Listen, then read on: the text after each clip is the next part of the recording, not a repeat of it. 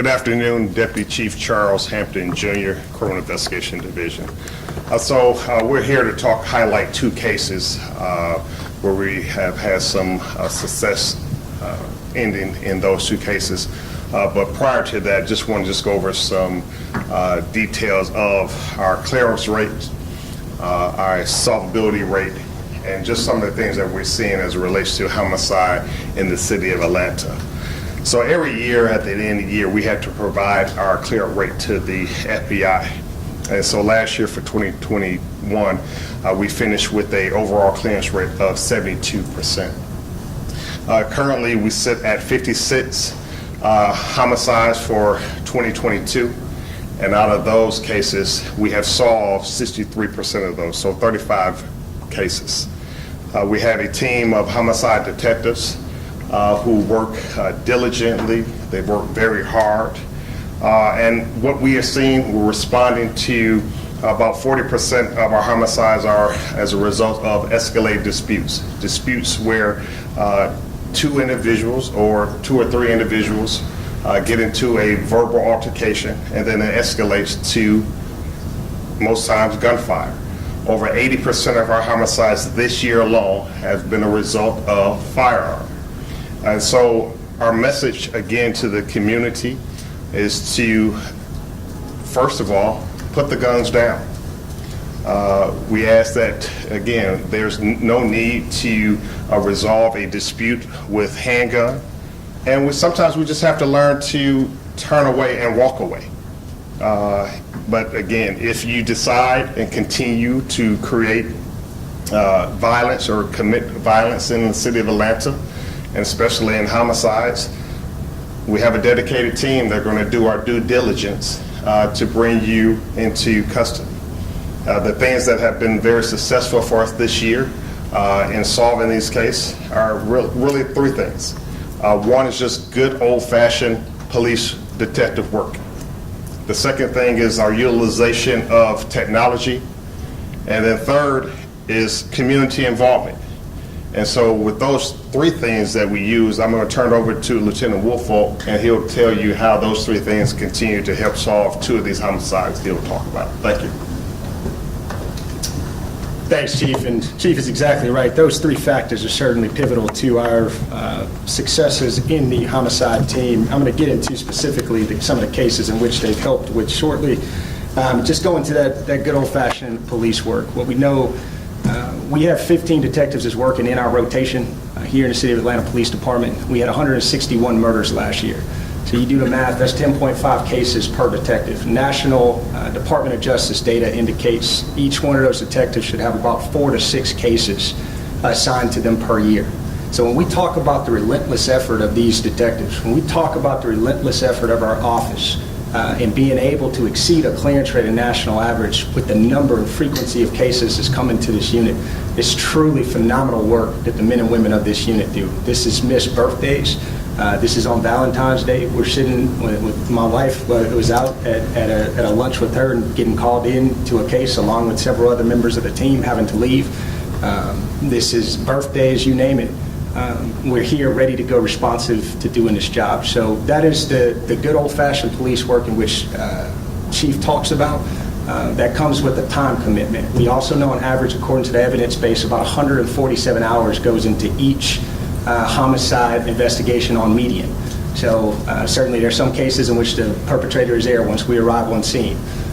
We show up and it might be a domestic incident and that might take 8 to 10 hours to get that taken care of. But then we have cases that cost 300 and 400 hours of investigative time. So your median number of hours in which the folks in this unit work, I mean, it's truly, truly relentless work. And one of those cases we're going to highlight here shortly. The technology component is certainly vital to our successes. We talk about fuses and just how integral of camera system and operation system that's been for us, and we're able to receive real-time video technology from internal in our police department and also our stakeholders and the public being provided links to be able to provide us real-time video. So when you talk that 147 number, the hours in which goes into these investigations, what we know is that anything that's going to impact the efficiency and effectiveness of us being able to work through these cases is something that we want, right? It's something that we need in order to move the investigations forward and streamline them in a quick capacity. So the technology piece is huge for us. And lastly, and this really cannot be stated enough, I was with the Atlanta Police Foundation's Crime Stoppers Board this morning and thanking them for their efforts and support.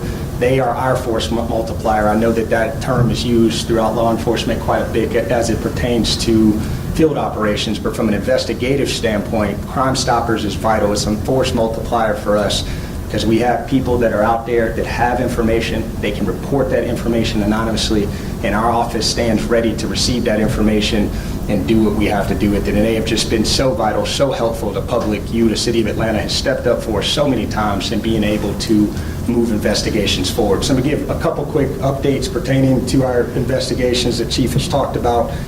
One of them being 387 Cleveland Avenue. I know that spun a lot of questions and response from the media, and there were inquiries coming in yesterday. We were trying to do our due diligence and be in detail to work through exactly what we had there.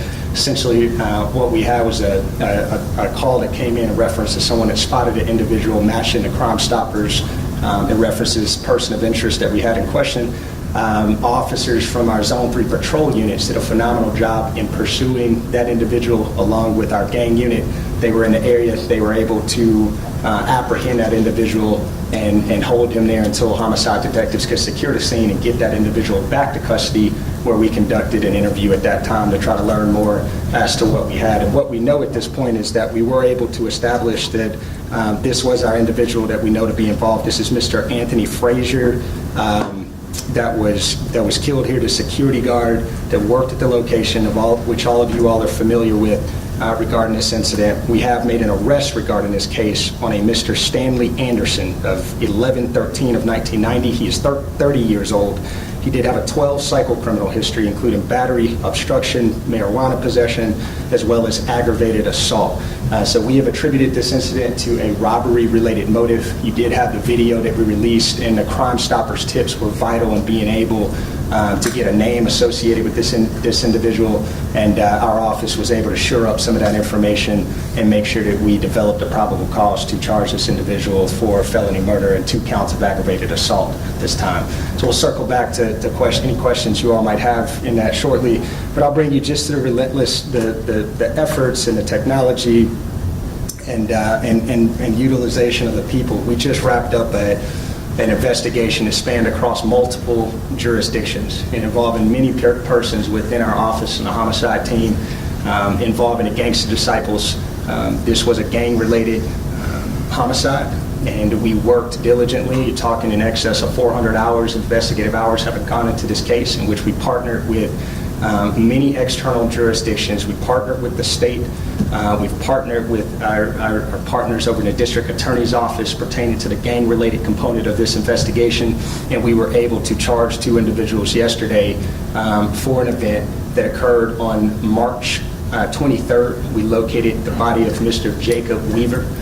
This was at 1186 7th Street.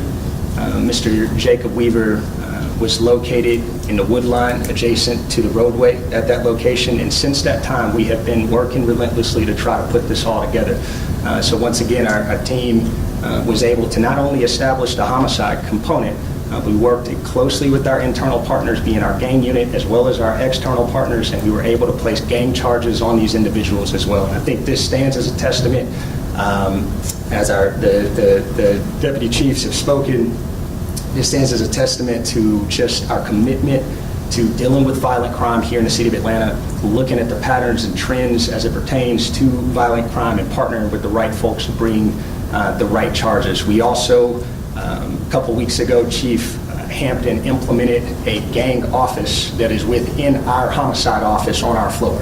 So we actually have an office that is committed to having a gang liaison that's staffed there with our homicide team, so that we are constantly sharing information and partnering to move investigations forward if we see a gang component or any type of pattern or trend as it relates to that. So we'll continue to work in that type of partnership as we move cases forward. So we'll entertain any questions that you have at this time regarding these 2 investigations, or any other questions you have about the tools, resources, and personnel that we have. So when we saw the Avenue shooting, the man who is now charged with murdering the security guard, is in his criminal history? Is there gang activity? Is he associated to gangs? No, so this was, at this time, no, he is not. However, our gang unit is vital in being able to collect real-time intelligence and move upon individuals when we need them. So they were capitalizing on a certain area of town in which they were conducting a detail, and it just so happened that at that time that this call came up, and they were instrumental in being able to help us to bring him into custody. Can you walk us through how you apprehended Mr. Anderson? We all saw you on Connell yesterday. Was that involved, and can you walk us through how you ended up bringing him? Yeah, essentially it was a foot chase in that area, and they were able to apprehend him in the wood line. We then conducted a subsequent search that involved our K-9 team. We were able to establish a urban encampment in which the individual was residing. We conducted a search warrant and conducted a subsequent search of the location, and we removed some items of additional probative value as well as evidentiary value pertaining to that case. And he was subsequently brought back here to headquarters where he was interviewed by our team up in homicide. Was that encampment on the other side of? That's correct. We did take items off of. He shot first, and then he subsequently took items off of his person. Correct. And I want to remind everyone, there's two additional individuals that's depicted in this video as well. This case will not be closed until those individuals are brought into custody as well. I think we saw just the bizarre nature of what happened after this incident, and just how ridiculous that was. So, if you think we're closing the book on a murder just because we got the guy that pulled the trigger, you're absolutely wrong. This case will stay open until we have you in custody as well. And can you recount what they did and what charges they might face? Can you recount what they did and what charges they might face? Sure. We certainly would be looking with tampering with evidence on a crime scene. We're looking at theft by taking. We're looking at robbery and the commission of how closely that happened to the incident. We will work closely with our partners in the DA's office to make sure that we get every count we can in reference to this incident. That encampment and the evidence found, was that on the other side of Cleveland, adjacent to a church? I think you guys had K-9 units focused over there, separate wooded area from where the arrest was made. And can you tell us a little bit just about this area along Cleveland Avenue? In the last couple months, we've had defendant Eppinger and the officer-involved shooting. There was the shootout on the interstate that led to a second shooting that we told was connected on 3rd Street, right around the corner from this homicide. You've had this homicide this afternoon, 2 individuals shot down there. How concerning is that 2-3 block stretch of Cleveland Avenue that seems to have shooting after shooting?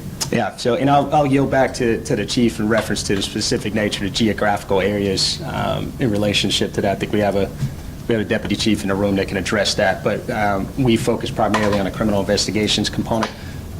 And we're happy to be able to bring this to some resolve. How instrumental was that video in helping you guys find this? That video was extremely instrumental. That video was incredibly instrumental. It was a video in which we received multiple tips and just showed the vital nature of our Crime Stoppers program. So we thanked the foundation this morning and the board of the foundation. That program has really been instrumental to our success, and we just received a slew of tips regarding that incident that we were able to move on. Let's have Chief Peak answer Joe's question. Thank you. Good afternoon, Deputy Chief Timothy Peak, Field Operations Division. And in regards to that specific area of Cleveland Avenue, so we're certainly always monitoring the activity that is taking place in that footprint. What I'll share is that there are a number of details that have happened in recent times as well as going forward. So when we get the information, our goal is to always work as closely as we can with our Criminal Investigations Division to gather intel to go back to actually investigate and target specific individuals, groups, in attempts to remove them or at least charge them for the issues that they have done in that particular area. So we will continue that moving forward, and we believe that we'll certainly look forward to, again, working closer with the community, because the one thing that we know is that there are people out there who know what's going on. And our prayer, our hope is that as we continue to utilize this information to bring those that are committing these heinous crimes to justice, that they will increase that trust and share more information so that we can keep our citizens safe. Did the suspect in the Cleveland murder, did he give any indication as to why he targeted Mr. Frazier? Was it a crime of opportunity? Did they know each other in the past? Yep. So, and we were asked this question this morning as well. So as indicated, we conduct a complete victimology on each one of the cases. We conduct extensive deep dive into each suspect that's involved in the investigation. So we're going back through the criminal history. We're talking to a number of people to try to learn a little bit more about the historical aspects of this individual. But at this point in time, we're working in tandem with the district attorney's office and making sure that we provided them with the information that we have from the interview and what the next steps will be for Mr. Anderson. And on that homicide investigation, it was said yesterday that an officer was injured. Can you tell us sort of the severity of that injury, how that officer is doing? And officers at the scene also said that at least a shot was fired. And I'll leave the actual part to the investigation of the shooting to the Criminal Investigations Division to continue to gather that information. As far as our officers concerned, we did have a couple officers that received some injuries. At this particular point in time, they're doing fine. It will take some additional follow-ups so that we can make sure that we can pinpoint exactly the extent of that injury and to get them back to health, and look forward to bringing them back to the police department. But they are doing well, so thank you. And that's going to be our last question. Tom Rankin. Yeah, I was going to ask you, in the case of the individual that was shot, the security guard, if you could just recount what was captured on that video. It's a pretty horrific attack. What I saw, he just walked up behind him and shot. Yeah, I mean, you saw it's just no other way to describe it. As barbaric. The nature of that video was extremely violent and concerning to us all when we saw it, and you saw an immediate dissemination. I think the story of that video spoke for itself. I don't think we didn't have to provide any additional sound concerning the video. We were able to provide that directly to the media outlets. You all did a phenomenal job of being able to push that out for us and get in the traction behind it. But what you see on that video is an individual walking up behind our victim. This is a man that's a husband and a father. He showed up to work to try to in a second job to try to earn some additional money for his family. And he exits his car, and this individual walks up behind him and he shoots him. And he takes items off of his person and walks back into the woods. And then the concerning aspects of what we saw subsequent to the actual shooting were also alarming. And you know, so I think that video speaks for itself. Was there a shot fired yesterday? Yeah, we'll work. We've already provided the video, so you should already have it, and it is up on our website. We have provided the video. Stanley Anderson. The mugshot, you didn't get that from Fulton County. Okay. Yeah. So he's been processing everything. So The sheriff's office will be responsible for the mugshots. They'll provide that. Can we just address real quickly if there was a shot fired yesterday and by who? At Cleveland, during the foot chase, officers at the scene said a shot was fired. Shot was Is fired. that That's accurate, something and who was it from? It's an FOD question. So there was a report of a possibility of shots fired. So what I'll tell you is that the crime scene unit responded and collected evidence on the scene. So it will be a part of that investigation to go back and put it together to see if we can connect whatever information that we have, and it's still ongoing. So we anticipate us getting more information from Appreciate it. that. Thank you. Absolutely. Thank you, everybody. thank you.